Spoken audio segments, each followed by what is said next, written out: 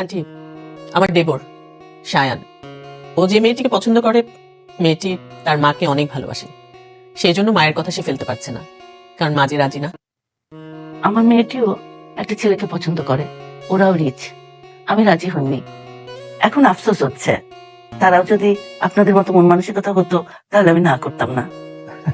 সেটা চাইলে এখনো সম্ভব বেআইন সাহেবা। বেআইন সাহেবা? আচ্ছা আচ্ছা, দাঁড়ান দাঁড়ান। সায়ান, মামুনিকে নিয়ে আয় তো। শ্রেয়া, তুই এখানে? প্লিজ, আপনি শ্রেয়াকে কিচ্ছু বলবেন না, আমি ওকে আসতে বলছি। আমি আপনাকে বলেছিলাম না, আমার ছেলে একটা মেয়েকে ভালোবাসে, এই সেই মেয়ে আপনার শ্রেয়া। আন্টি, আসলে আমাদের সিচুয়েশনটা আপনাকে বোঝানোর জন্য এভাবে করে আপনাকে নিয়ে এলাম।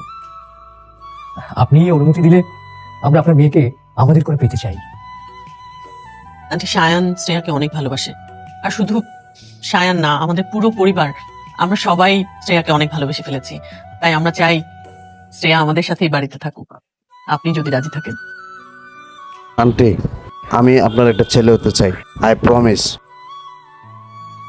সিয়াকে কোনোদিনই কষ্ট দেব না, প্লিজ।